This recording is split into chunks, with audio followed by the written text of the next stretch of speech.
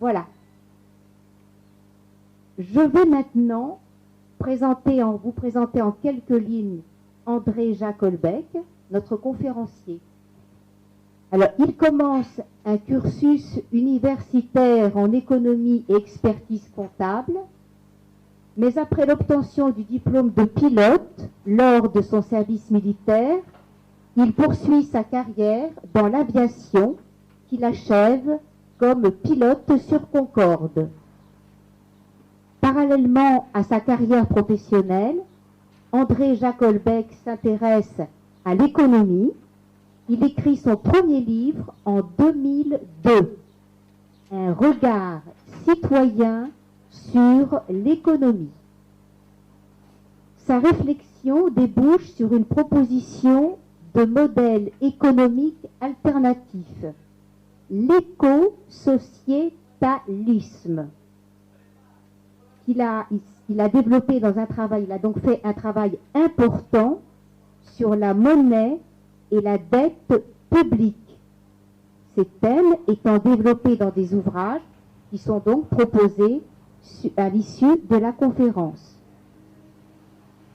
André Jacques Holbeck va maintenant vous exposer ses thèmes favoris de travail et de recherche, la monnaie et la dette. À vous, monsieur. Bonjour à tous et merci d'être là avec nous.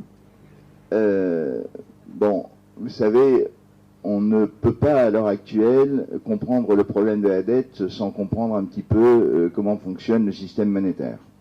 Donc on va essayer de l'idée sur cette période très courte, 1h30, ça va pas être très facile, on va essayer de faire un résumé un petit peu de tout ça, en commençant bien sûr par la monnaie. Je m'arrêterai, après vous avoir exposé un peu l'historique de la création de la monnaie, du système de création monétaire, pour vous laisser poser vos questions, avant d'attaquer le sujet de la dette publique, dont on nous rebat un petit peu les oreilles. Reconnaissons qu'actuellement, là, vous savez, tous les économistes distingués qui sont en train de blablater partout, que vous entendez à la télévision, que vous lisez dans les journaux, ils vous disent tous, on ne peut pas le faire, on n'a pas l'argent, il faut vous serrer la ceinture, ces pauvres enfants qui naissent, ils ont 26 000 euros de dette sur le dos. Bref, je vais essayer non pas de vous démontrer le contraire, parce que c'est difficile, mais vous donner c'est difficile à faire en 1h30, mais vous donner les éléments qui vous permettent d'être critique, de réfléchir à tout ça. Donc je vais essayer de vous montrer un petit peu rapidement que la monnaie, ça ne coûte rien à produire. Et qu'en temps de récession ou de quasi-récession, comme nous sommes actuellement, il n'y a aucun risque d'inflation à en fabriquer. Parce que, bien évidemment, c'est la tendance de dire, oui, vous savez, si on met trop de monnaie sur le marché, c'est l'inflation. Et puis, alors, bien sûr, on va beaucoup plus loin. C'est l'hyperinflation. Souvenez-vous du régime de Weimar. Souvenez-vous de ce qui s'est passé dans les années 33, etc. Non, en fait, non. On n'est pas du tout dans ce cas de figure actuellement. Alors, la dette publique, qui sera la deuxième partie, j'ai essayé de vous montrer aussi qu'elle aurait pu être évitée si nous ne nous étions pas interdits d'émettre notre propre monnaie. Je vais quand même avant passer déjà sur la dette publique sur un point qui à votre avis, qui à mon avis va vous permettre de mieux comprendre. Il y a un article 104 du traité de Maastricht, qui est maintenant le 123 du traité de Lisbonne, et qu'il est important d'avoir en tête. Il est interdit, cet article 104 de Maastricht, donc en vigueur depuis le 1er janvier 1993, je le lis textuellement, il est interdit à la Banque Centrale Européenne et aux banques centrales des États membres, c'est-à-dire par exemple la Banque de France, si après dénommée Banque Centrale Nationale, d'accorder des découverts ou tout autre type de crédit aux institutions ou organes de la communauté, aux administrations centrales, aux autorités régionales ou locales, aux autres autorités publiques, aux autres organismes ou entreprises publiques des États membres, point virgule, l'acquisition directe auprès d'eux par la Banque Centrale Européenne ou les banques centrales nationales des instruments de leur dette est également interdite. Ça signifie textuellement qu'il est interdit dans les traités que la Banque de France finance le Trésor public, donc l'État. Et donc, ça a obligé, depuis 94, on pourrait, 93, je veux dire, on pourrait repasser avant jusqu'en 1973, mais je vais éviter ce débat sur les lois de 73. Donc, de toute façon, depuis 1993, ça oblige l'État, les administrations publiques à s'endetter auprès du privé. Lequel privé, bien sûr, demande des intérêts, alors qu'elle pourrait, et je vais essayer de vous l'expliquer, elle pourrait le faire très simplement auprès de sa banque centrale, qui équivaut à une création de monnaie. Mais cette création de monnaie, de toute façon, elle existe par les banques privées.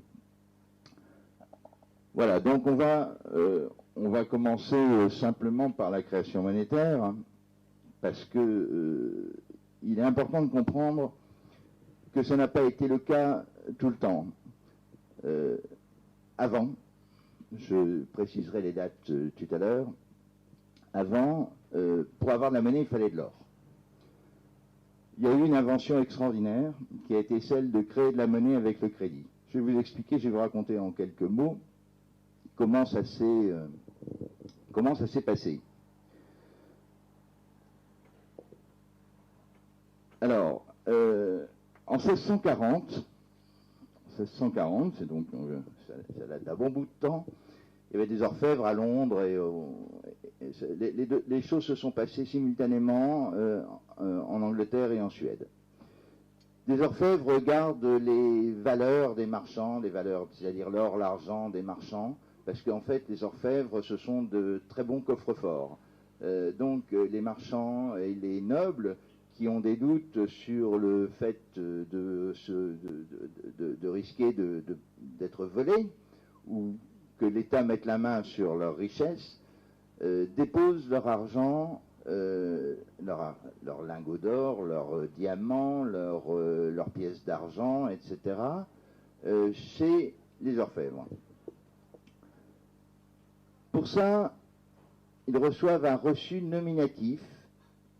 Monsieur Dupont a reçu, a déposé chez nous, orfèvres, tel bijou. Et bien sûr, ce reçu nominatif signifie en même temps qu'il peut reprendre le bijou contre ce reçu. C'est donc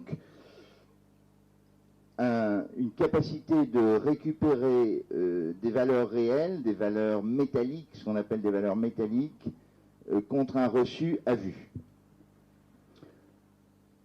Vers une quinzaine d'années après, les orfèvres se disent, bon, c'est compliqué quand même, mais on va toujours faire des certificats de dépôt, des reçus à vue, mais on va les faire pour des sommes rondes, plutôt que de faire 178,77, ils font 180 ou 200, etc.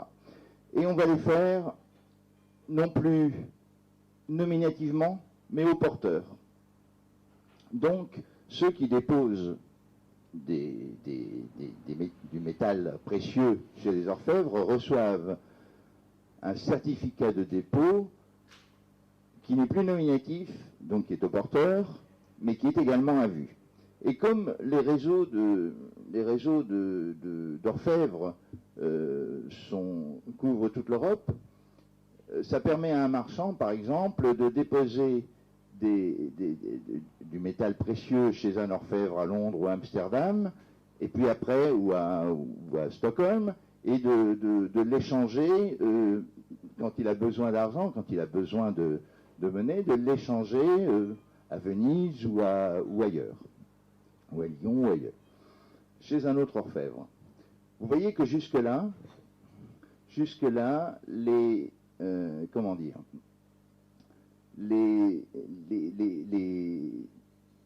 l'argent, la monnaie, les valeurs qui sont dans le coffre de l'orfèvre représentent exactement le montant des certificats qui vont circuler.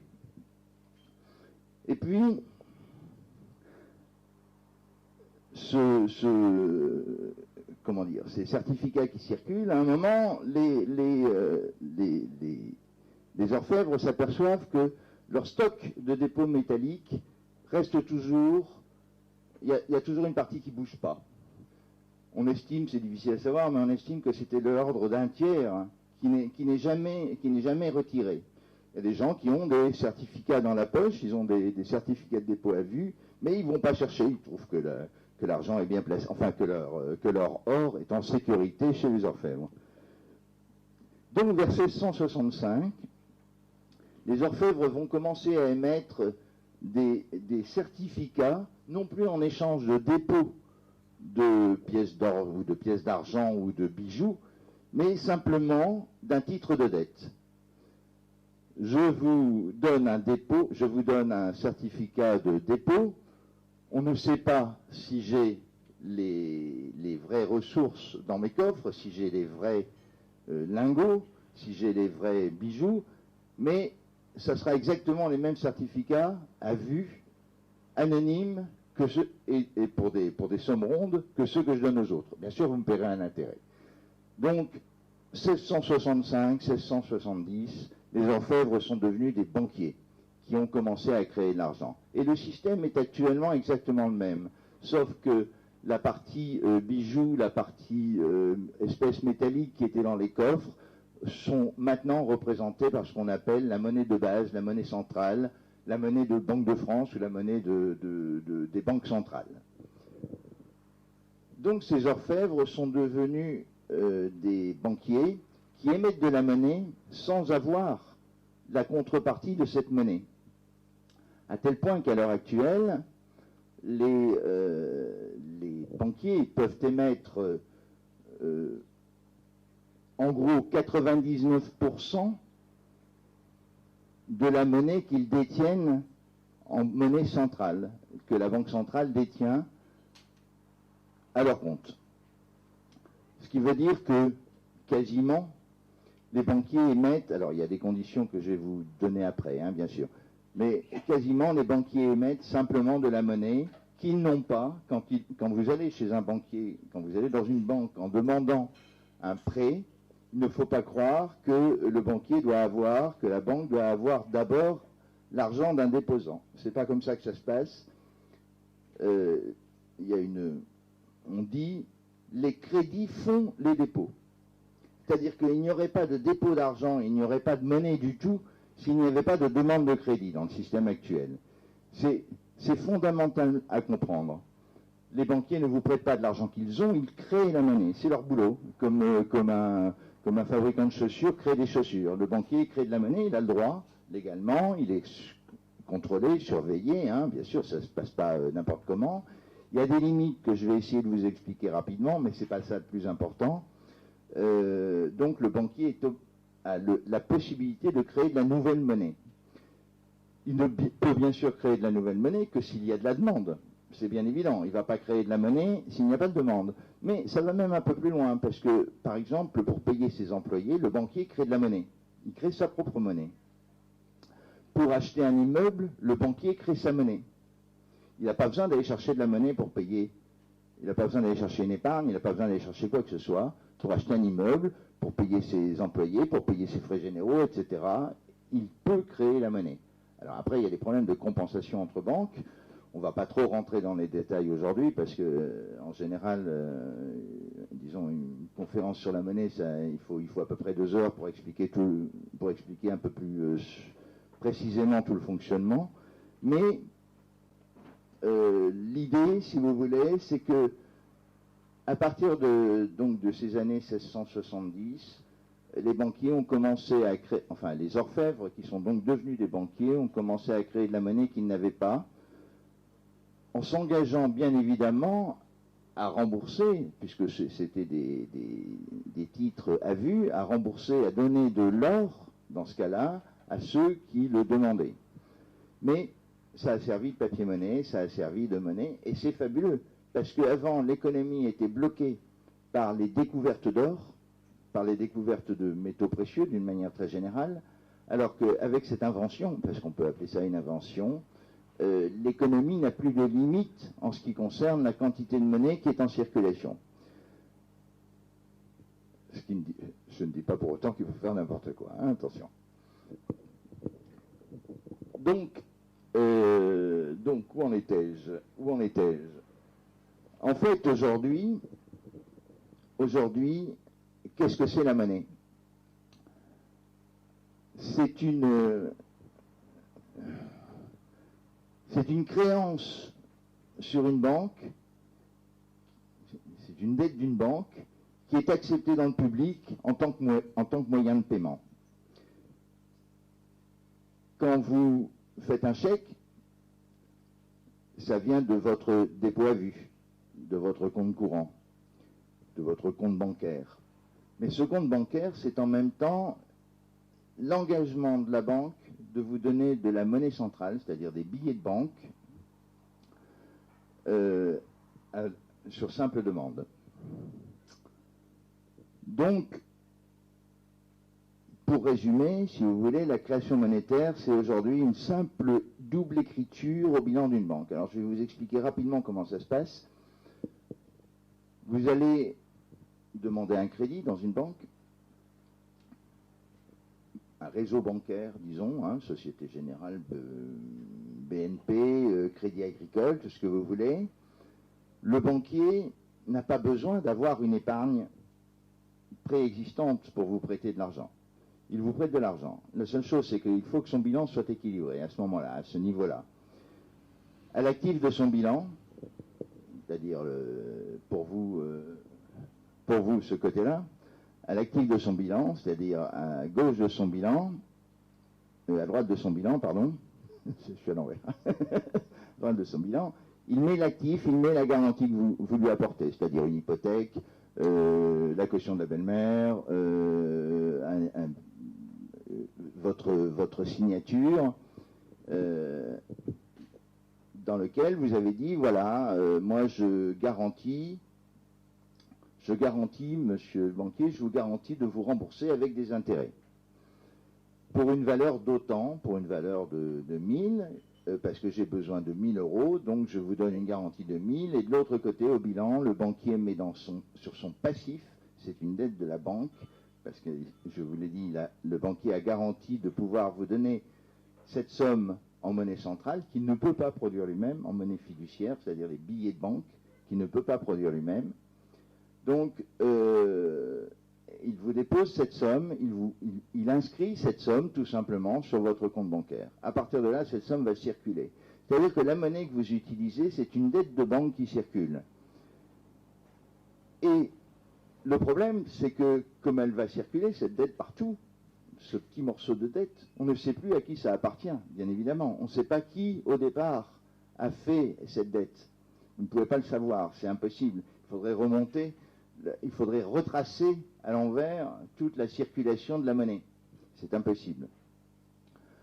Donc, à partir de là, les banques ont inventé un système, je ne vais pas trop rentrer dans le détail, ont inventé un système de compensation entre elles, c'est-à-dire que, pour essayer de bien comprendre le problème, c'est que chaque banque, chaque réseau bancaire, BNP, Crédit Agricole, Crédit Mutuel, n'importe quoi, crée sa propre monnaie.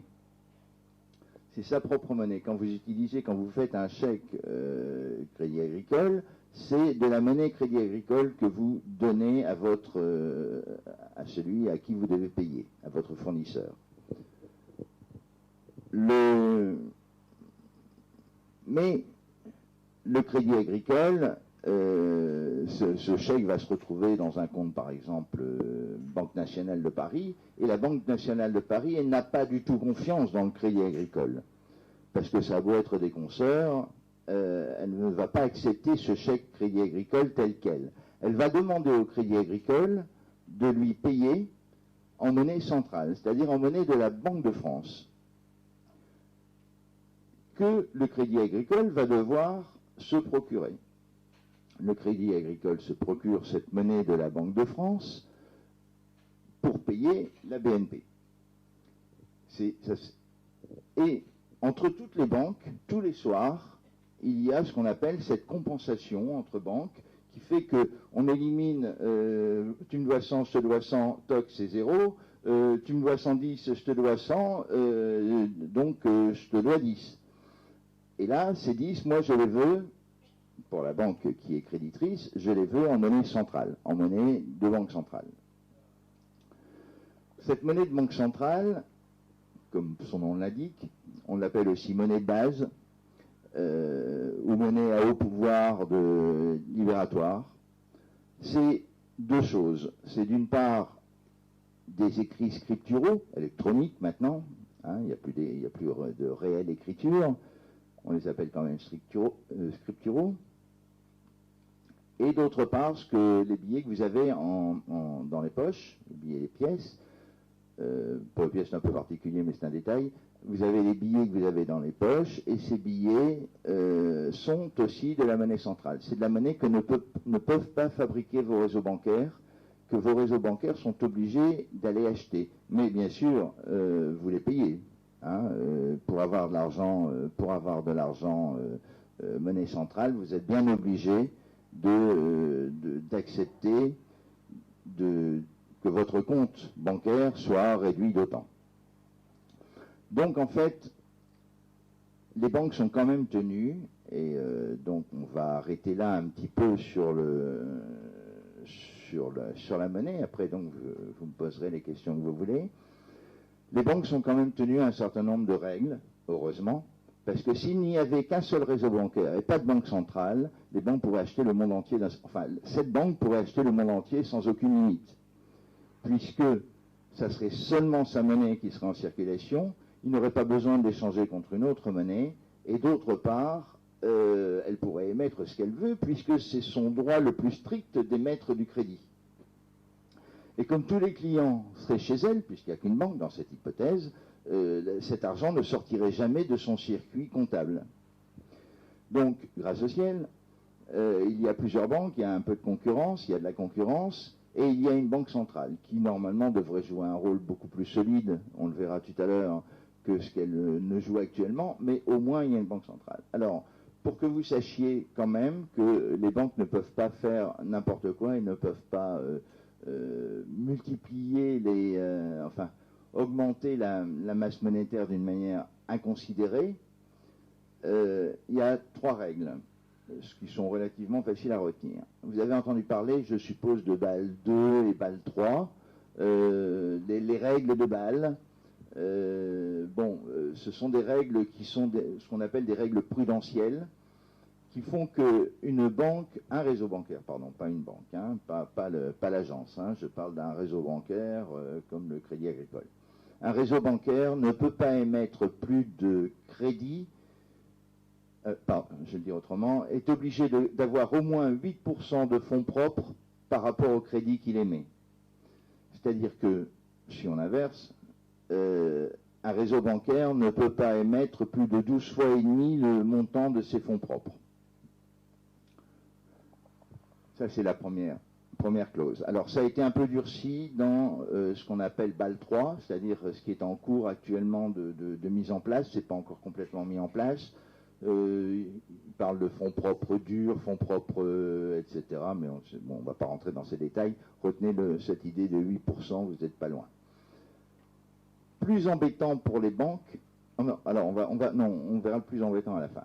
Deuxième chose, les banques sont tenues à disposer de 1% du montant de leur dépôt, c'est-à-dire de tous vos comptes courants, dépôt à vue ou dépôt à terme, votre épargne. Les banques sont tenues de disposer de 1% des montants des dépôts en banque centrale, et c'est ce qu'on appelle les réserves obligatoires. Alors, ça a varié au fil du temps, ces histoires de réserves obligatoires. C'était 2% l'année dernière, maintenant c'est 1%, en Chine c'est 20%, ça dépend des pays, ça dépend des décisions des banques centrales. Donc actuellement en Europe c'est 1% de réserve obligatoire.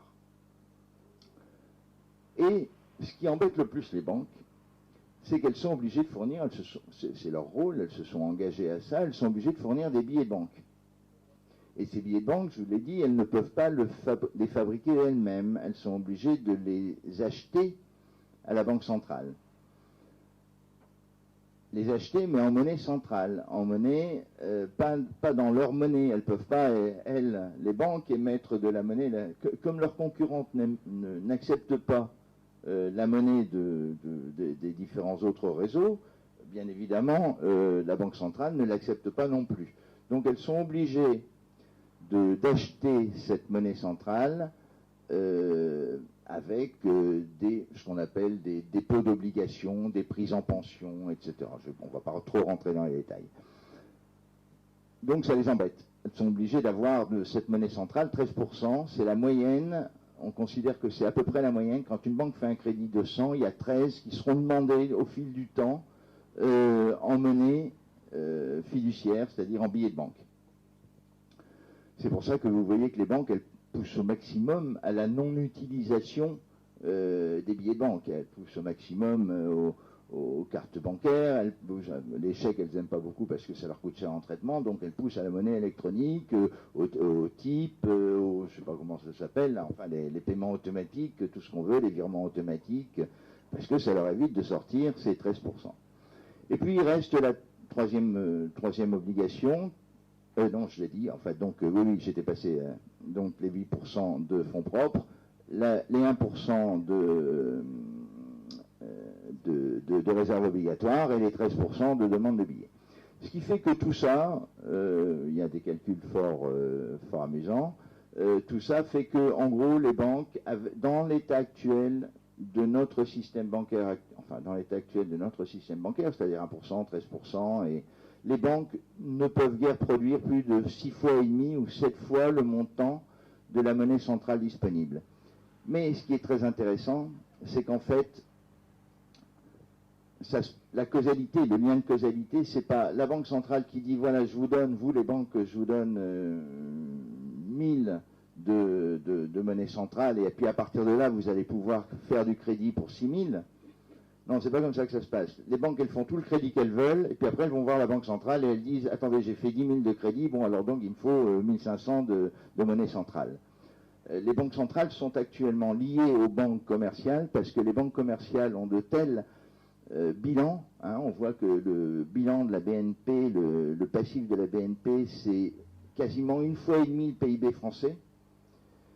Donc les banques ont de tels bilans qu'elles sont trop grosses pour chuter, too big to fail. Donc en fait,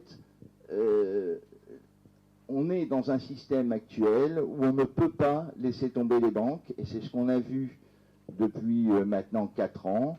Les banques sont tenues par la peau du cou et la tête hors de l'eau, parce que si jamais elles chutaient, les montants des bilans sont tels que on ne sait pas trop comment on ferait. En fait, dans la discussion on y viendra peut-être, en fait il y a un moyen très simple de savoir comment on fait, c'est de les nationaliser.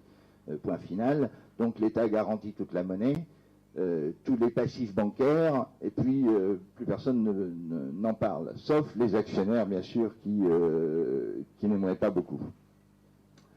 Voilà, donc je crois qu'on a fini, c'est bien. Ça fait une petite demi-heure. On a fini sur la, enfin on n'a pas fini sur la monnaie. Hein. Il y aurait des paquets à dire, mais voilà, je vous ai tracé, je crois, le cadre de la monnaie et du fait que la monnaie, ça n'est qu'un, disons, ce sont les banques privées qui peuvent la fabriquer et ça n'est qu'une ligne d'écriture, point final. Ça n'est vraiment rien d'autre. Bien sûr, avec un engagement d'un emprunteur, toujours, et avec une garantie, normalement, de remboursement. Parce que quand l'emprunteur ne rembourse pas, la banque y est de sa poche, hein, il faut le savoir. Voilà. Donc, je pense que si vous avez des questions à poser sur cette première partie, on va le faire comme ça. Et puis après, j'essaierai on va parler de la dette publique, qui est la deuxième partie de puisque je m'étais engagé à vous parler de la monnaie et de la dette, j'ai pas d'autre solution, je continue.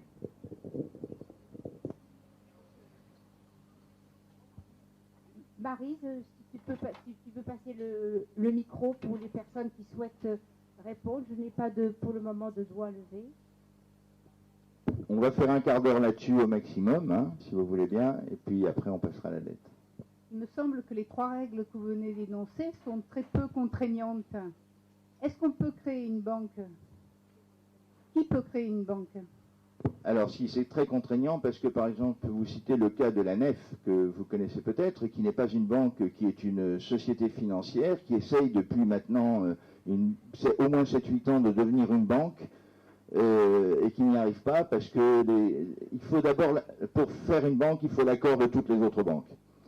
Et bien évidemment, ceux qui sont en place.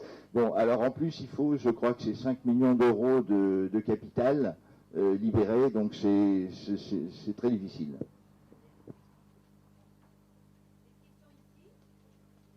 Dit Maryse, et après ce sera ce monsieur qui a demandé la parole tout à l'heure. Merci. Bonjour, Caro Bio, je suis journaliste citoyenne. Deux questions. Quand les banques nous répondent « oui, votre compte en banque est garanti à 100 000 euros »,« oui, votre assurance vie est garantie à 70 000 euros », même avec le BAL 3, on a du mal à imaginer qu'ils puissent du jour au lendemain rembourser tout ce petit monde. Ça, c'est quand même une question importante. Et j'allais poser la même question que madame, je suis aussi à la NEF. Et quand on parle de la NEF, quand on parle du crédit coopératif et qu'on est dans les grosses, genre Société Générale, Caisse d'épargne, Banque Postale, etc., ils ne savent même pas ce que c'est. Donc, est-ce que ça a vraiment un statut très différent? Et évidemment, ils prêchent pour leur église, ou plutôt pour leur banque. Et ils nous disent, bah, nous, on n'est plus garantis, nous, on est plus, parce que nous, nos assurances vie, c'est du CNP, nous, nos comptes sont garantis Banque de France, qui ne veut plus dire grand-chose, me semble-t-il, mais au moins Caisse des dépôts. Voilà, quelle est la différence pour le citoyen lambda, pour le consommateur, de l'état de ses finances et des garanties éventuelles, et les énormes différences ou pas entre ces différentes banques? Alors, cette garantie de 100 000 euros et de 70 000 euros pour les assurances vie, 100 000 euros pas par compte, mais par personne, elle est valable pour toutes les banques. Elle est valable pour toutes les banques, et aussi bien les petites banques genre crédit coopératif ou établissement financier comme la NEF, et elle est valable également pour les grosses banques. Elle a été faite dans le but de protéger les déposants au cas où une petite banque craque. Si une petite banque craque, ce sera cette garantie qui va jouer. Si maintenant, on imagine, je ne pense pas que ce soit possible, mais enfin imaginons que simultanément la Société Générale, le Crédit Agricole et la BNP, les trois grosses, et des bilans tellement désastreux qu'ils ne satisfont plus aux capacités d'équilibre des comptes, ou qu'il y a un tel bank run, hein, c'est-à-dire que tout le monde va chercher ses sous, des sous de la banque centrale, hein, j'entends des billets de banque, c'est la panique bancaire, c'est ce qui peut se passer. À ce moment-là, il suffit de nationaliser, c'est ce que je disais tout à l'heure, il suffit de nationaliser ces banques, l'État reprenant, l'État, la Banque centrale, le Trésor public. Bon, s'il n'y a plus d'État du tout, on n'en parle même plus, hein, mais je veux dire que justement, le rôle de l'État, c'est aussi ça, c'est de garantir, monsieur, vous avez 1000 sur votre compte, eh bien on vous garantit que vous avez demain toujours 1000 sur votre compte. Hein, c'est pas parce que la BNP fait faillite que les 1000 sur votre compte n'existent plus. Et nous, État, on garantit les actifs de la BNP. Mais la BNP, on vous la rachète à 1 euro. Ah, les actionnaires pas contents. Mais bon, ça, c'est autre chose.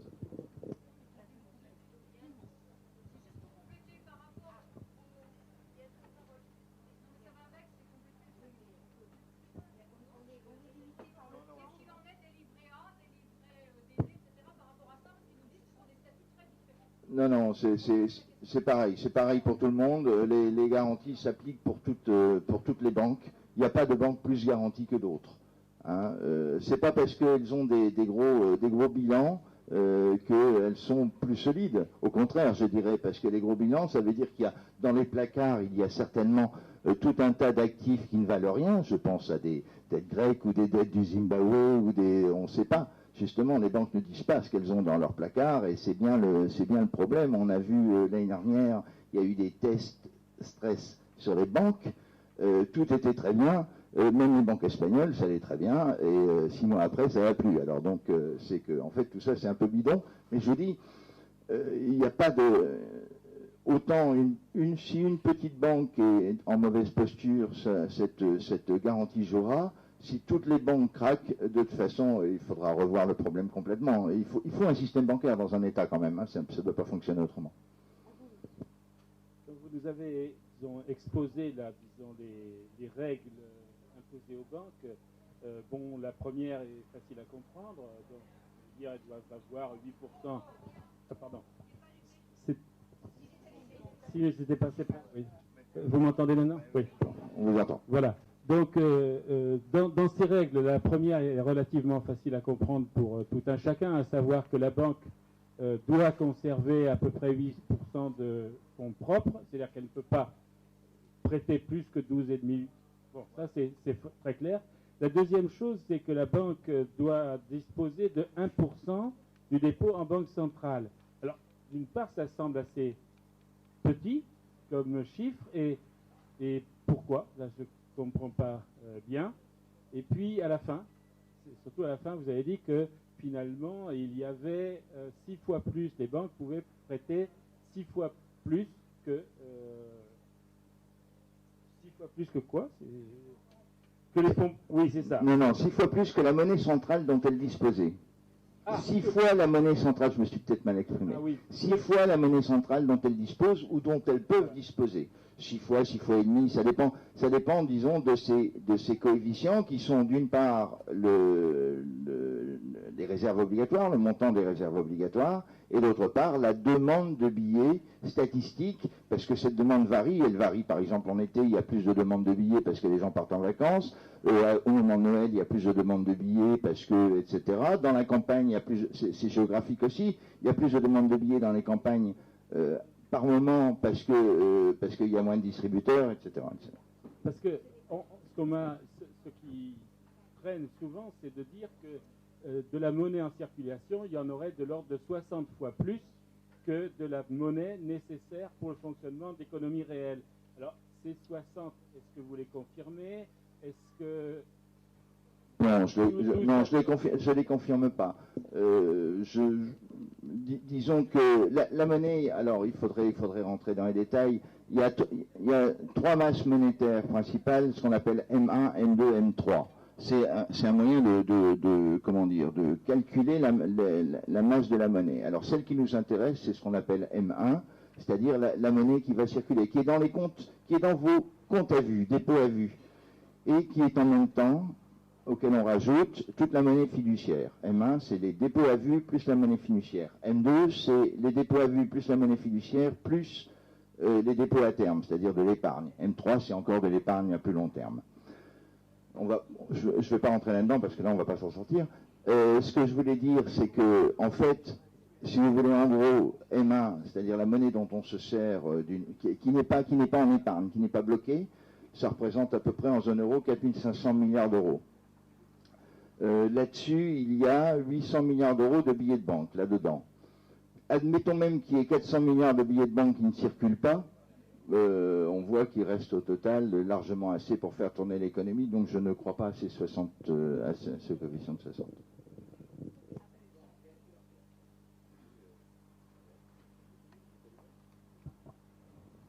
Oui, désolé d'arriver après la bataille et de ne pas avoir entendu la première partie.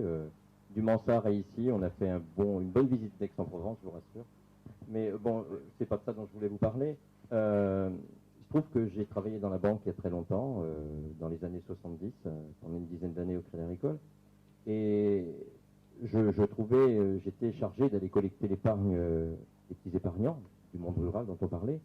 Et il y avait déjà des aberrations, c'est-à-dire qu'on empruntait, on dévitalisait, on prenait dans les bas de laine des épargnants locaux.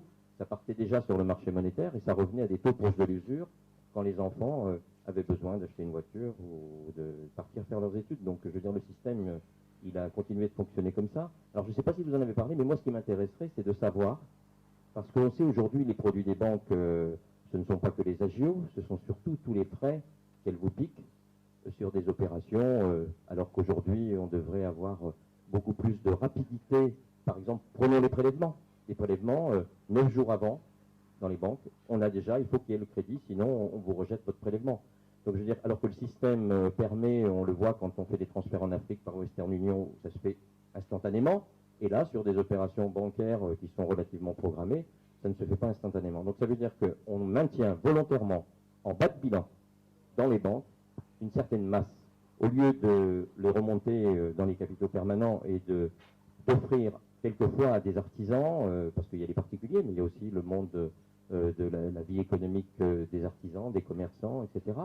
On refuse de refaire un rééchelonnement et on maintient à des taux donc très très importants et beaucoup plus que du 4,5 ou du 5 ou du 6% si on arrivait à consolider une dette et donc refaire monter chez le client, mais aussi à la banque, un petit peu plus vers le haut et donc assainir la situation. Je trouve que c'est une gymnastique que l'on maintient vraiment et je trouve ça désastreux. Alors je ne sais pas si vous en avez parlé, c'est ma question. Non, j'en ai pas parlé parce que je ne peux pas rentrer dans les détails des bilans bancaires. Non, ce que j'ai seulement essayé d'expliquer, si vous voulez, c'est qu'en fait, une banque n'avait pas de limite, enfin avait 3 limites dans sa capacité de créer de la monnaie, et qu'en fait, les dépenses d'une banque, c'était de la création monétaire, alors que la réception de fonds, c'était de la destruction monétaire. Alors c'est pas très clair, ça serait très long à expliquer, c'est beaucoup plus facile avec des schémas, des bilans inscrits sur un tableau et tout ça. Bon, ici c'est pas facile parce que je suis obligé d'essayer de vous faire imaginer comment ça se passe et quasiment j'y arrive pas. En plus c'était très court puisque là on arrive à peu près à ma limite en ce qui concerne la monnaie. Il faut maintenant que je vous parle un peu de la dette puisque je m'y étais engagé. Donc s'il y a encore une question, on peut-être, mais... J'ai entendu Paul Jorion. Excusez-moi, ce monsieur était avant. On aura le temps d'en discuter après éventuellement. Hein. Je ne suis pas pressé, je ne suis pas là pour Oui. Ça sera peut-être aussi facile de boire un verre. Oui, vous avez évoqué tout à l'heure le problème si une banque va mal, ou les banques vont mal, parce qu'en général, quand il y en a une, il y a un effet de domino. Un effet domino. J'aimerais bien que vous oui, enfin, la question que je voudrais que vous approfondissiez, c'est celle de la chute des banques et du chantage que les États ont fait, que les politiques, ont fait lors de la crise financière en 2008 et en 2009. Les politiques sont venus au secours des banques qui allaient mal. J'aimerais bien que vous expliquiez pourquoi. Et le chantage, donc ça a coûté cher. Alors bon, ça va peut-être. Là, vous allez me dire, ça va être la dette. Mais j'aimerais bien quand même sur l'existence d'une banque lorsqu'elle va mal. Est-ce que l'État est vraiment tenu, comme on l'a entendu au cours de la crise, venir secourir à tout prix, sans nous dire quel était le danger si elle s'écroulait? Parce que je crois savoir que si une banque fait faillite, les avoirs des épargnants sont garantis par l'État. Alors, étant donné que les politiques ont tenu ce discours, si ça va mal, vous allez voir où ça va être de votre poche, c'est pas vrai. Pour les comptes de dépôt. Alors, ce qu'il faudrait vous expliquer, c'est si une banque va mal, c'est pour qui ça va vraiment mal. C'est pas les déposants. Donc c'est qui? Enfin, à mon avis, ce sont les investisseurs. Hein. Ce sont les actionnaires, bien sûr. Bien sûr, ce qu'on essaie de sauver sont les actionnaires. Il faudrait insister là-dessus pour bien faire comprendre que lorsque l'État, les politiques viennent au secours des banques, ils viennent au secours des actionnaires et des investisseurs. Hein, et rien d'autre. Voilà, oui, je suis tout à fait de votre avis, hein, pas de problème. Nous allons poursuivre maintenant la conférence. Il y avait une dernière question ici. Attendez, vous savez ce qu'on va faire si vous voulez bien? Oui. Je vais continuer sur la dette et après... Elle n'est pas d'accord. Non, pas là, bon. Voilà, je savais que... Nous avons des questions horaires. Il faut qu'à 16h15, nous libérions la salle, indépendamment de notre volonté. Or, M. Holbeck n'a pas terminé sa conférence. Donc, c'est votre choix. Je ne sais pas, mais... Non, mais attendez. S'il nous reste un peu de temps après, on en discute. Parce que là, sinon, il me reste 3 quarts d'heure, donc une demi-heure d'explication et un quart d'heure de questions. Allez-y. Bon, je viens. Non, mais on va essayer. Je vais voir si je peux répondre. Quel est le problème? Quel est le problème? Alors, oui. Quel est le problème? Le problème, c'est qu'on est confié à des entreprises privées le droit de créer de la monnaie. Voilà le problème, fondamental.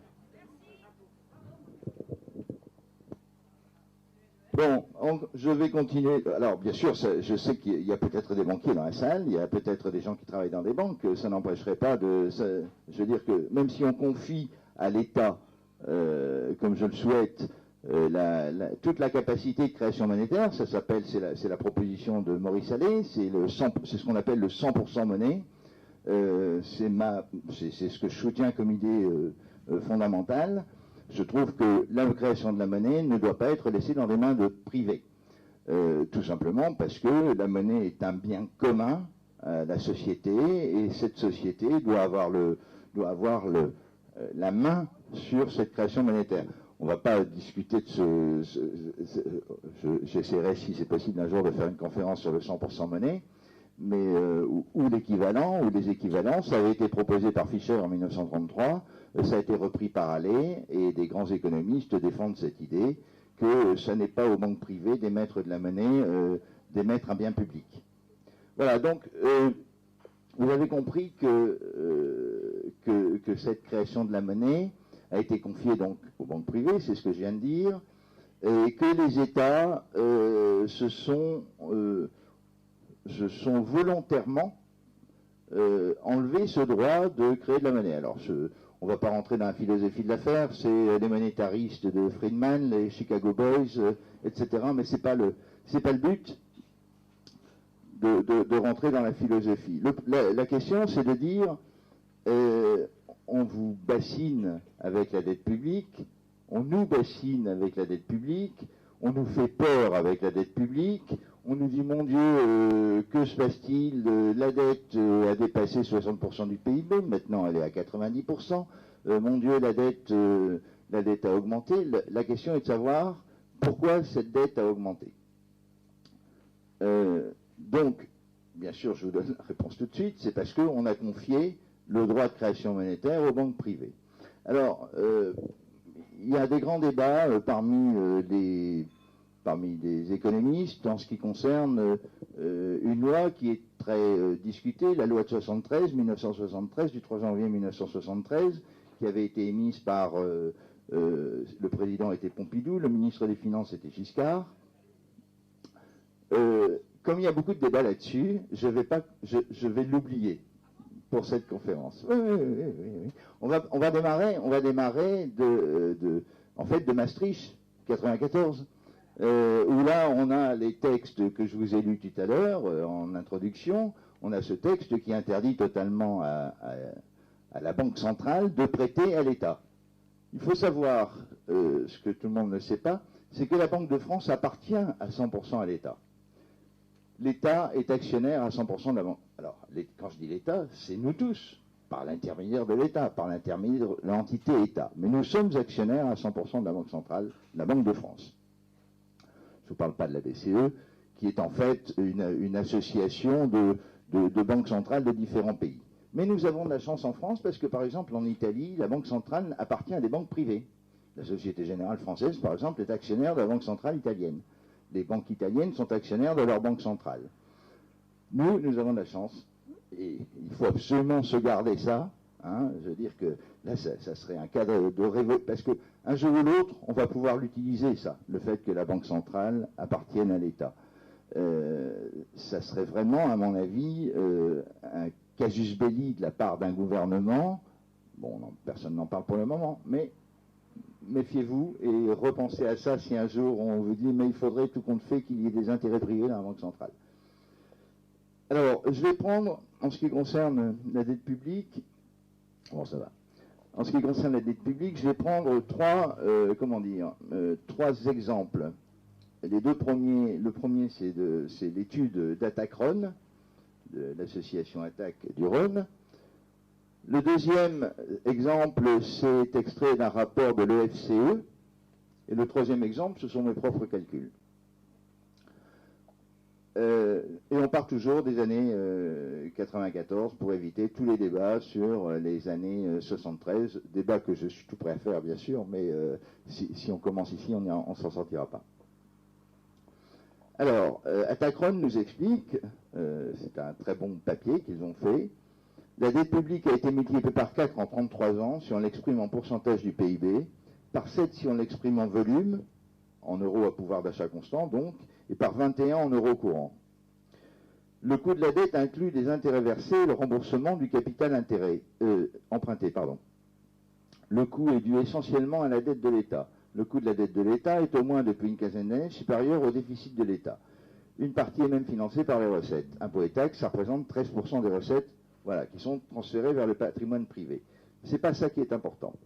Ce qui est important, c'est ceci. Attendez, j'essaye de vous trouver le graphique qui va avec. C'est pas celui-là, c'est pas celui-là. C'est pas celui-ci. C'est celui-ci. On voit pas très bien, malheureusement. Voilà, vous pouvez le tenir. Voilà, donc, en fait, bien sûr, Attac a fait démarrer depuis 1959. Mais, plus haut, voilà. On a, en gris, on ne voit pas très bien. Mais attendez, moi, je peux vous faire passer des photocopies, si vous voulez. Ah, ça sera mieux, hein. Voilà. Alors, on voit, bon. Il n'y en a pas pour tout le monde, hein, mais vous les partagez. Voilà. Bon, en fait, si vous voulez, ici, là, c'est en gris, ça paraît pas bien parce que c'était du bleu clair. Ici, au-dessus, c'est la dette publique. C'est au-dessus. Le trait noir qui est important, ce sont les intérêts versés. Et c'est ça qui est important. On s'aperçoit que les intérêts versés, sensiblement, représentent à peu près 80% de la dette publique actuelle. Ça, c'était la première étude, qui est celle d'Attac. C'est pour vous montrer que, si vous voulez, c'est pour vous montrer que tout le monde arrive à peu près à la même chose, à plus ou moins quelques pourcents, à plus ou moins quelques... Parce que c'est très difficile. Quand on demande à l'INSEE de nous fournir le montant des intérêts versés au titre de la dette publique qu'on appelle au sens de Maastricht. Bon, il y a une dette publique au sens de Maastricht.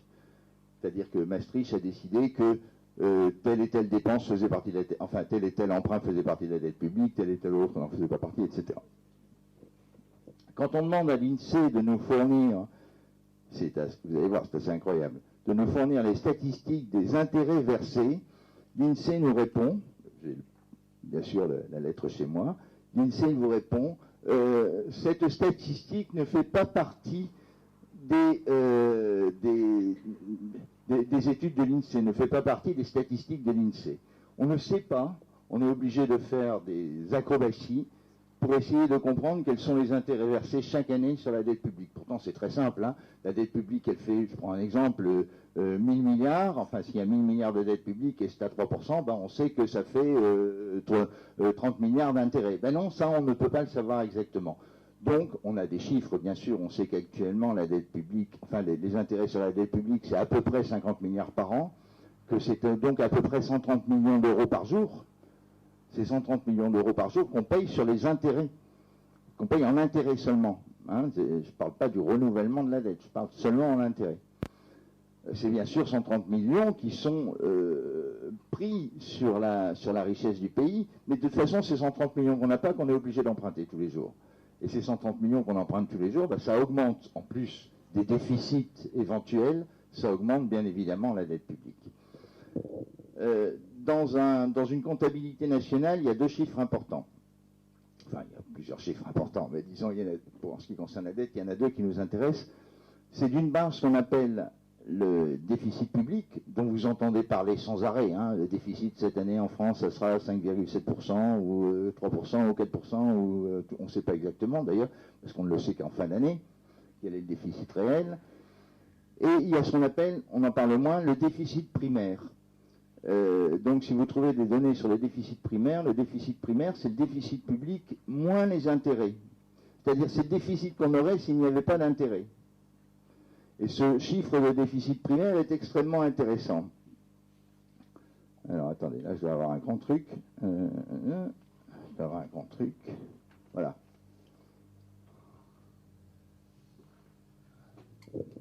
Alors, vous voyez les déficits primaires, c'est-à-dire, qu'on soit bien d'accord, ce sont donc les déficits ou quand c'est positif, les soldes. Ce sont les soldes, en fait, c'est pas seulement les déficits. Hein, ce sont les soldes des budgets des administrations publiques, les APU, ce qu'on appelle les administrations publiques, c'est-à-dire l'État, les régions, la sécurité sociale. Il m'en manque un, j'ai oublié, ça fait rien, je passe. Et ça, c'est en milliards d'euros. Hein, donc là, on voit qu'en 95, on était à moins 23. En 96 à moins 5,2, ça c'est pas trop. En 99 à plus 16,4, en 2001 à plus 20, En 2002, à plus 21, et puis c'est redescendu, etc. Les 2 années tragiques, bien sûr, c'est après la crise, 2009 et 2010, moins 97 et moins 89. Donc on voit, si on enlève ça, on voit bien qu'on est sur une moyenne où en fait, sans intérêt, on ne ferait pas de dette. On équilibre nos comptes. Alors les 2 dernières années, les 3 dernières années d'ailleurs, parce qu'il faudrait ajouter 2011, bon c'est bon. Mais je peux faire passer, là aussi j'ai des photocopies, hein, si ça vous intéresse.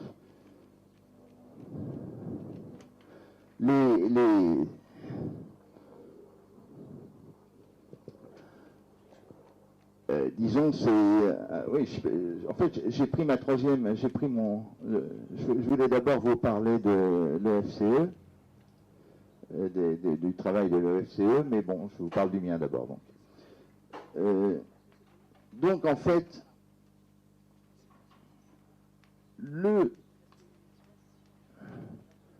si on regarde, j'avais dit que je n'avais pas parlé de 94, depuis 94 seulement, mais ça fait rien. Si on regarde depuis 1979, voilà, en bas, la ligne du bas, ce sont les soldes bruts, c'est-à-dire avec les intérêts. La ligne du haut, ce sont les soldes primaires. Et vous voyez que dans l'ensemble, ça se voit très bien tout de suite, on voit bien que la moyenne est pas loin de 0, que la moyenne est relativement équilibrée depuis 1979. C'est ce qui me fait dire que ce sont les intérêts 10% du PIB. Le calcul qui est fait, c'est dette moins les intérêts. Et voilà, c'est le gros trait noir qui est là en dessous. Et vous voyez que sans les intérêts, sans intérêt, la dette de 79, qui représente 20% du PIB, représenterait toujours un peu moins de 20% du PIB en 2008. Donc, en fait, dette relativement minime. Ce qui fait dire, à la suite de ce graphique, à un économiste qui s'appelle Alain Grandjean, qu'est-ce qu'il m'en parlait tout à l'heure, sur la période 1979-2009, si l'État, c'est pas de moi, hein, donc Alain Grandjean, si l'État et les administrations publiques n'avaient pas eu à payer d'intérêt, la dette publique se calculerait comme dette observée en fin de période moins somme des intérêts sur la période, courbe grasse sur le graphique, et ce serait maintenu à environ 20% du PIB. Le cumul des déficits primaires additionnés à la dette de début de période conduit à une dette de fin de période qui a cru en ordre de grandeur sur la période comme le PIB. Ce calcul montre que la croissance de la dette publique est donc due au premier ordre à la capitalisation des intérêts sur la période. On peut s'assurer que sur cette période, la masse monétaire a cru plutôt plus vite que le PIB, et même que les déficits primaires ont été en moyenne inférieurs à la croissance de la masse monétaire. La conclusion, si l'État avait monétisé son déficit, c'est-à-dire que si l'État avait joué le rôle d'une banque, par l'intermédiaire de sa banque centrale, de la Banque de France, donc si l'État avait monétisé son déficit et limité la création monétaire publique à ce montant, il aurait donc créé moins de monnaie que ce qui a été fait par le système bancaire privé. Donc, quand on nous dit, attention, si on donne à l'État le pouvoir de monétiser, c'est sûr que vous allez avoir l'inflation. Ça, c'est ce qu'ils nous racontent là-bas, là, vous savez, dans leur grande salle, où ils sont tous en train de s'esbaudir.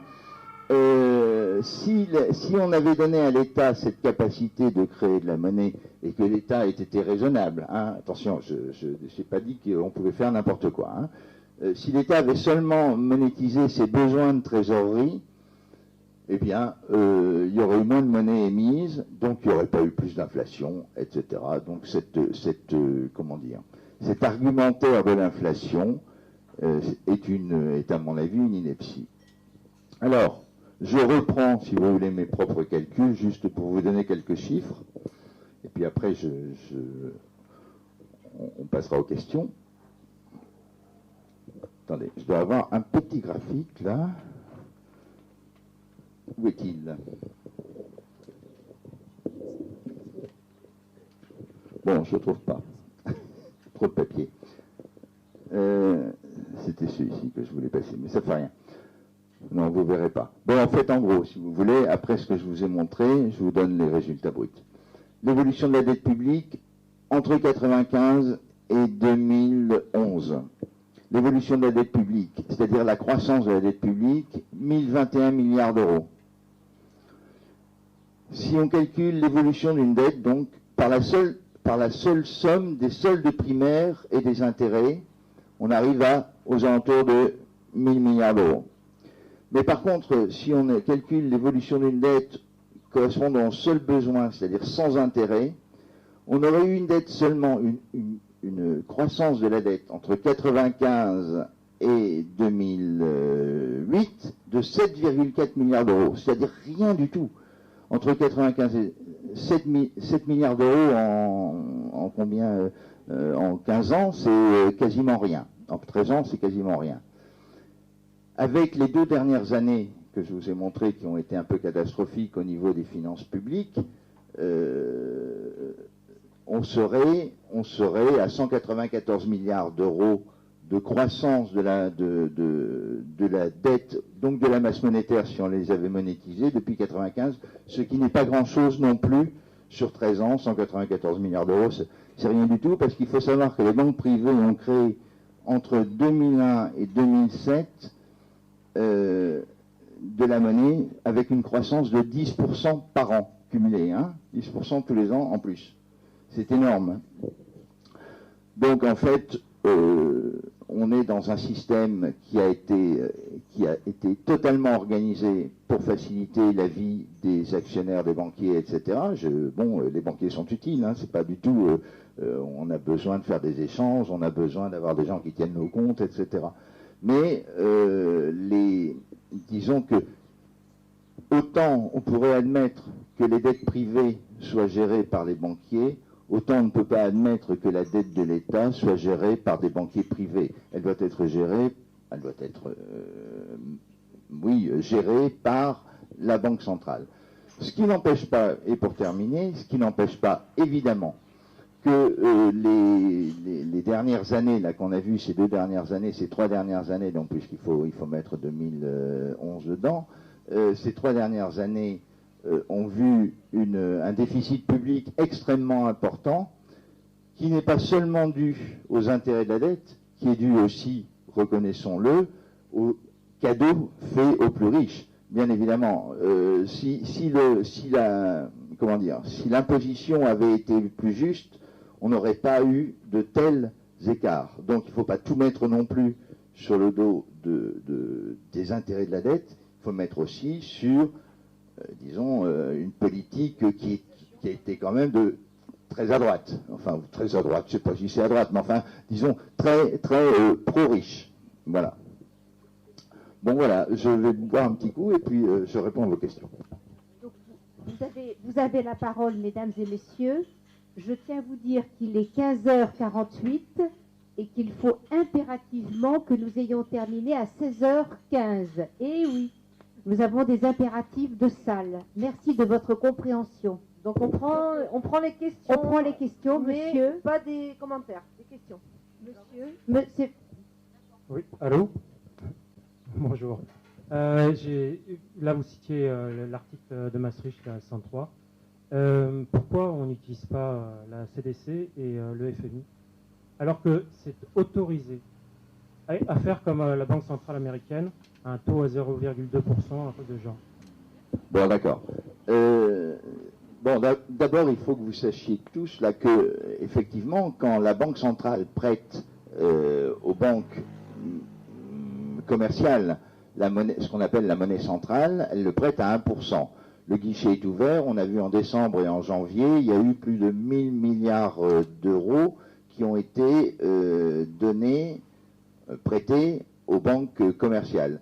Ce qui leur a permis d'ailleurs pour beaucoup d'acheter des titres d'État qu'ils achètent et qu'ils revendent, enfin pas qu'ils revendent, qu'ils achètent en demandant 6%, 5%, alors 6% les Espagnols, peut-être 20% les Grecs, etc., en demandant des intérêts conséquents aux États, en demandant de l'ordre de 3% à la France, enfin pas tout à fait, de 75%. Donc pour répondre à cette question, alors je n'étais pas rentré dans le détail parce que c'était vraiment trop court, cet article 104, il y a 2 paragraphes. Il y a un paragraphe, celui que je vous ai lu, l'article 104 de Maastricht, 123 de Lisbonne, c'est le même. Il y a un deuxième paragraphe qui permet éventuellement à la Banque centrale de refinancer au même titre que les banques commerciales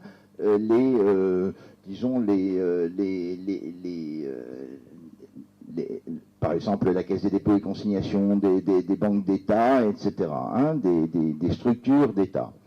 Alors pourquoi? C'est un truc très compliqué parce que Jacques Généreux, dans son livre, a proposé effectivement qu'on utilise ça.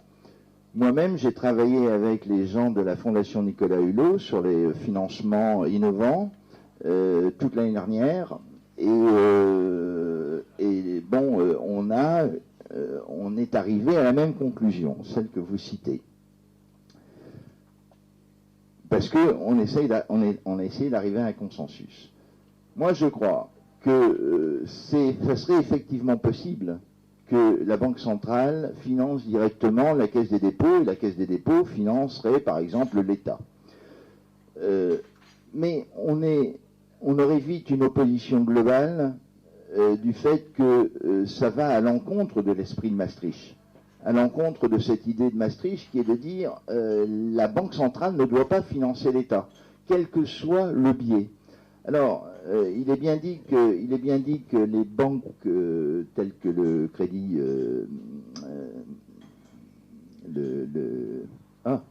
la Caisse des dépôts, pardon, la Caisse des dépôts peuvent se refinancer, laisser se refinancer. C'est-à-dire que quand elles manquent de monnaie centrale, qu'elles ont des besoins de monnaie centrale, elles peuvent aller demander à la Banque centrale cette possibilité.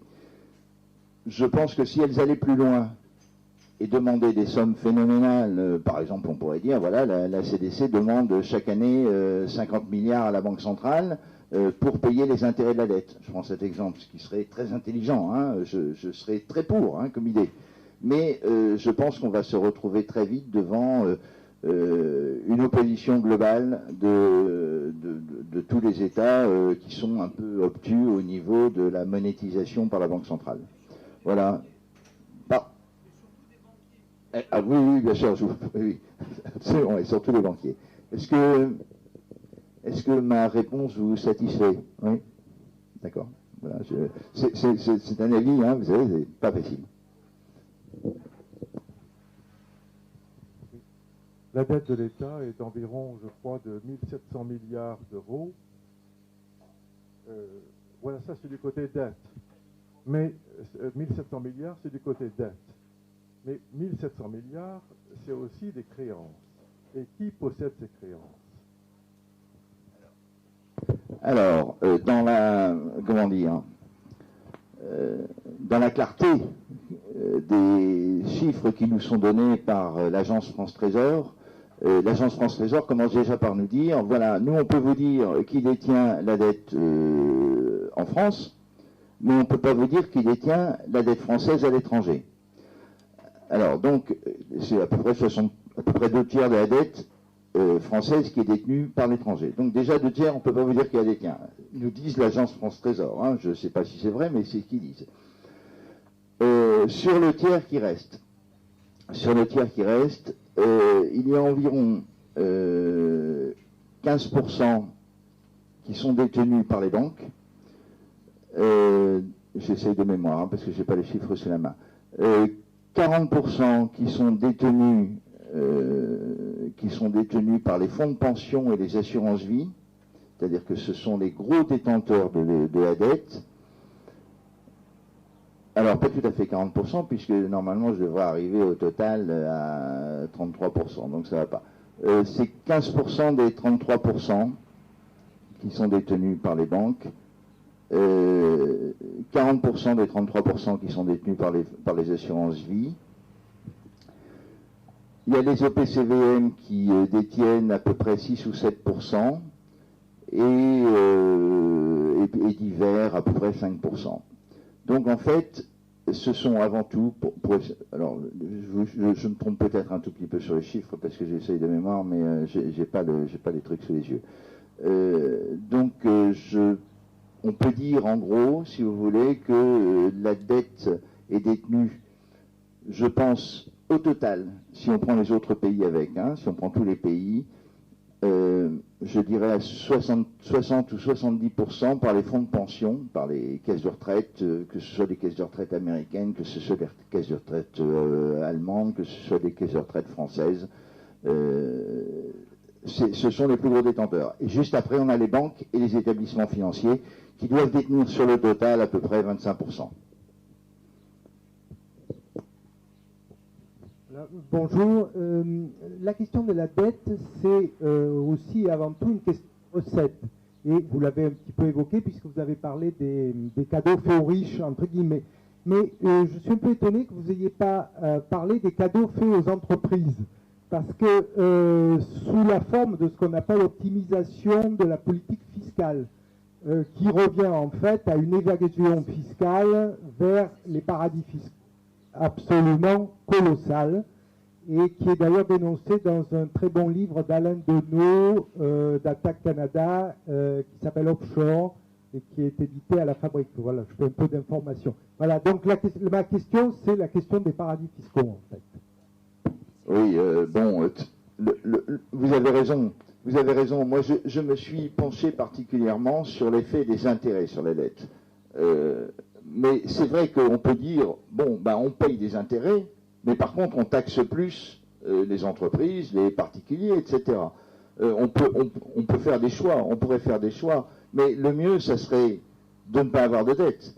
Et ce que je dis, c'est que si on n'avait pas d'intérêt, on n'aurait quasiment pas de dette. Alors qu'après, on taxe un peu plus les entreprises ou les plus riches pour faciliter, pour faire plus de redistribution, je suis complètement d'accord, bien sûr. Le problème, c'est qu'on n'a pas les budgets. Le budget tel qu'il se présente, il est commun. Il est pas. Il y a toutes les recettes d'un côté, et puis après les dépenses de l'autre. On a des budgets qui sont. Le budget de l'État français, c'est quasiment un budget de ménage. C'est une folie douce. On a un mal de chien, par exemple, à savoir quelle est alors, on a ce qu'on appelle la formation brute de capital fixe, c'est-à-dire les investissements. Mais les investissements, en fait, on s'aperçoit que quand on creuse un petit peu, on a oublié d'enlever l'État, dans la comptabilité nationale, a oublié d'enlever les amortissements. Donc, en fait, on a une comptabilité qui est pas du tout représentative. On ne sait pas. Personnellement, je vous l'ai dit tout à l'heure, je suis partisan de la monétisation, de l'ensemble de la monétisation par l'État. C'est-à-dire que ça doit être l'État qui fabrique toute la monnaie, et puis après cette monnaie diffuse dans l'économie. Mais dans l'état actuel de la comptabilité, je pense que cette monnaie qui est fabriquée par l'État, qui doit être mise dans l'économie, doit servir à des investissements utiles, et non pas obligatoirement à de la distribution de pouvoir d'achat qui doit venir après la production. Mais on n'a pas dans la comptabilité actuelle, la comptabilité de l'État, la possibilité de savoir exactement où irait, quels sont les investissements utiles, quels sont les investissements inutiles, parce que la Cour des comptes après donne son avis aussi. Si c'est pour faire des ronds-points, ça sert à rien, quoi. C'est ce que je veux dire. Ou alors, c'est bien connu, on creuse un trou et puis on le rebouche. Ça fait deux PIB, hein. C'est vachement utile. Donc, en fait, il y a l'utilisation de tous ces fonds qui est quand même importante. Moi, je peux pas aller beaucoup plus loin. Enfin, si, je vais plus loin, mais je veux dire, dans le cadre de cet après-midi, je peux pas aller beaucoup plus loin que d'essayer de vous faire comprendre que le problème des intérêts sur la dette, c'est un problème fondamental. Mais je ne dis pas qu'il n'y a que celui-là. Il y en a bien d'autres. Hein. On est bien d'accord. En fait, ma première question, et vous y avez déjà répondu, c'était que sont devenus les 1000 milliards d'euros qui ont été prêtés aux banques. Apparemment, rien, quoi. Ils sont rien devenus. Et on les paye quand même. On les paye. Deuxième question, enfin c'est plus une remarque. Est-ce que vous ne pensez pas que la Cour des comptes est sortie de son rôle lors du dernier rapport de Migaud en faisant des recommandations à ce point-là au gouvernement sur la politique de rigueur? Et est-ce que ça ne fait pas partie de l'attaque en règle de la médiacratie dans le ventre mou de l'opinion publique de la même façon que on a vu tous les médiacrates s'opposer à Syriza, qui menaçait soi-disant de sortir la Grèce de l'euro. Enfin, c'était pas vrai. Enfin, c'était pas le. Quand on entendait des journalistes grecs, c'était pas ça, quoi. Mais la classe politique et médiatique unanime, voilà. C'est une question très politique, hein, en fait. Donc, bon, c'est pas tout à fait mon rôle ici. Oui, non, bien sûr, tout est politique, c'est vrai. Mais là, elle l'est particulièrement, disons. Bon, effectivement, la Cour des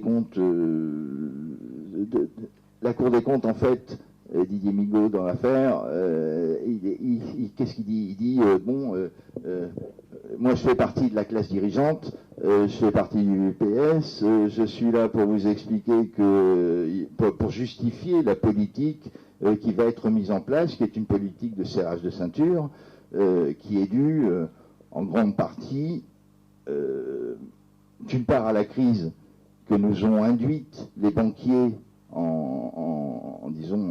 en effet depuis 2007, parce que cette crise, elle a démarré en 2007. On ne l'a pas traitée, on l'a très mal traitée, elle a été maltraitée aux États-Unis d'abord, elle a été maltraitée en Europe. Je pense que c'était pas comme ça qu'il fallait faire. On a essayé, on a sauvé les banques. C'est vrai qu'on les a sauvées, les banques. Ceci dit, les actionnaires, j'en suis pas, hein, mais les actionnaires de la BNP ont vu leur capital divisé probablement, je pense, par 10 dans les 5 dernières années. Ils doivent pas être très heureux. Ils ont peur de tout perdre, en plus. Parce que là, ils se disent, tant qu'on a des actions, on peut se refaire peut-être un jour. Donc, effectivement, les 1000 milliards qui ont été donnés aux banques, c'est la même chose que les 100 milliards qui vont être donnés aux banques espagnoles, et puis probablement par la suite 100 milliards aux banques italiennes, etc., etc. Alors c'est toujours de la monnaie qui est créée par la Banque centrale, mais qui justifie le fait de... C'est la monnaie créée, hein, on la sort pas, pour l'instant, tant qu'on n'est pas en appel de cette somme dans le cadre du MES, dans le cadre du Fonds européen de stabilité financière, etc. Pour l'instant, ça coûte rien. Enfin, un petit peu quand même, hein, sur la Grèce, on a payé. Mais il y a un moment où on va dire, ben voilà, vous vous rendez compte, il faut que tout le monde se serre la ceinture pour rembourser. On est obligé de rembourser nos créanciers. Ces pauvres gens qui ont prêté aux États, qui ont prêté au MES, il faut bien les rembourser. Ceci dit, ça me permet de faire une aparté, c'est que, je vous le dis franchement, je pense que jamais aucun État ne remboursera sa dette. C'est même pas la peine d'y penser. La dette, elle roule. Tant qu'il y a des gens qui espèrent avoir 4-5% d'intérêt sur un truc, tout en se disant, bon, je vais avoir 4-5%, mais en même temps, je suis à peu près sûr qu'il y a des gens qui vont penser la même chose derrière moi, quand je vais vouloir la revendre. Donc la dette roule. Mais il n'y a aucun État qui pourra jamais rembourser sa dette. C'est même pas la peine de se faire d'illusions. Une dette à 100% du PIB, ça veut dire qu'on travaillerait tous sans rien faire pendant un an, juste pour rembourser la dette. C'est bien sûr impossible sans être payé non plus, hein, bien sûr, gratos. Donc à ce niveau-là, je suis à peu près sûr de mon coup. Je vivrai peut-être pas assez vieux pour le voir, mais je suis à peu près sûr de mon coup. Donc, parce qu'il y a toujours eu des défauts de dette de la part des États à un moment ou à un autre. Le tout, la dette, pour ceux qui prêtent l'argent, c'est une patate chaude. Hein. C'est-à-dire qu'ils ne veulent pas la garder. Hein. Ils l'ont, ils veulent toucher un peu de pognon pendant un moment, mais ils veulent vite la refiler. Mais si plus personne n'est là pour la racheter, même si les taux d'intérêt augmentent, eh ben, ils vont rester avec. Je ne pense pas que l'État monétise l'équivalent d'une dette aussi importante d'un seul coup, d'un seul bloc. Allez-y. Oui.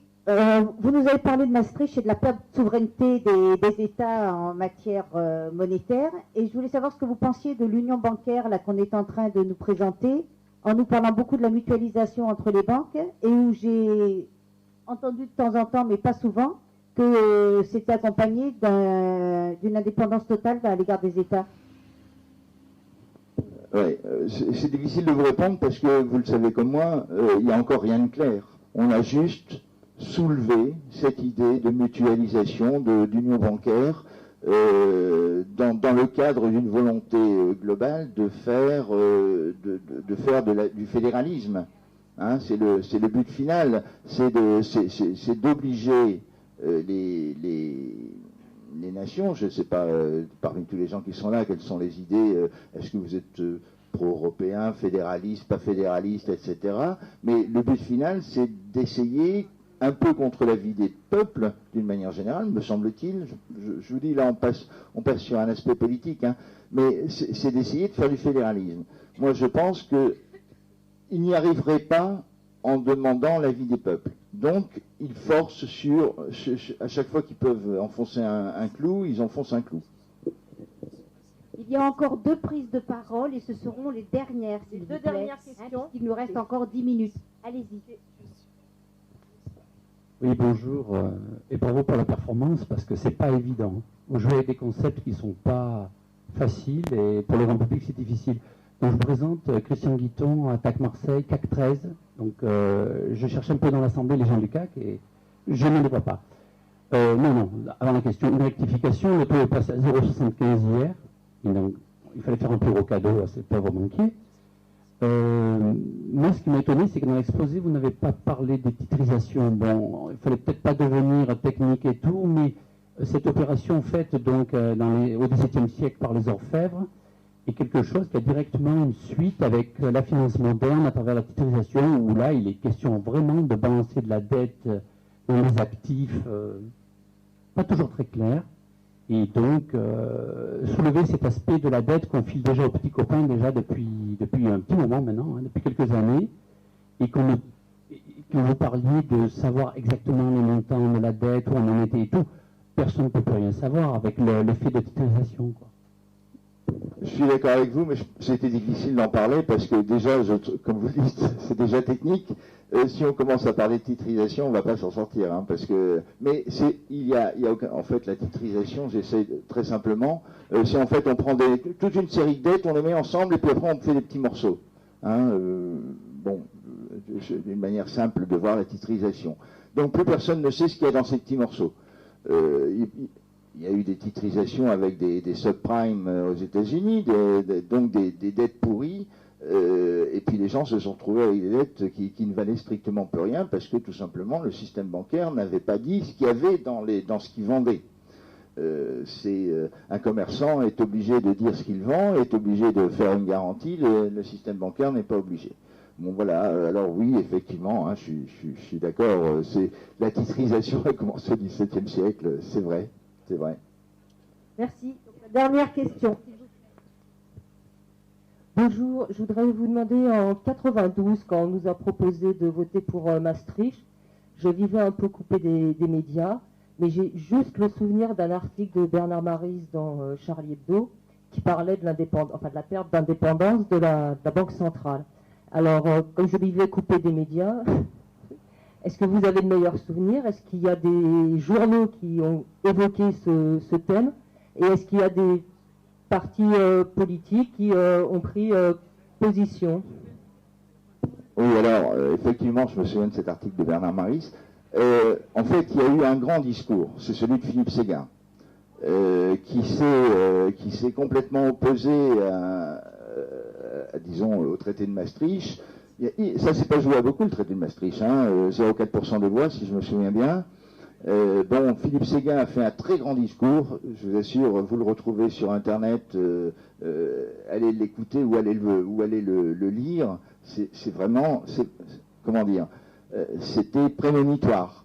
Il explique tout ce il expliquait en 92 tout ce qui se passe depuis les années 2000, maintenant, avec la mise en place de l'euro. Personnellement, je vais terminer là-dessus. Personnellement, je pense que chacun doit réfléchir, et moi j'y réfléchis bien sûr de mon côté, à la seule solution qui nous reste, qui est celle d'un retour à des monnaies nationales dans le cadre d'un euro qu'on pourrait appeler l'écu ou un euro commun. Je pense que c'est la seule solution. Le retour aux simples monnaies nationales va nous mettre dans des situations de concurrence avec d'autres pays qui seront très difficiles à gérer, parce qu'on a en plus une balance des échanges commerciaux qui est particulièrement déficitaire, hein, 70 milliards cette année. Donc je pense que l'Europe a encore quelques petites choses à apporter, peut-être dans le cadre d'un euro commun, de ce qu'on pourrait appeler un écu, mais des monnaies nationales qui sont, dont les parités sont déterminées non plus par les marchés, parce qu'il ne faut plus laisser les parités des monnaies nationales se déterminer par les marchés, mais déterminées éventuellement par des accords politiques entre les différentes nations qui formeraient cet euro commun au sein de, j'ose plus dire Union européenne, parce que pour moi ça n'a plus de sens, mais au sein d'une coopération entre différents pays de l'Europe, parce que ce sont quand même nos voisins.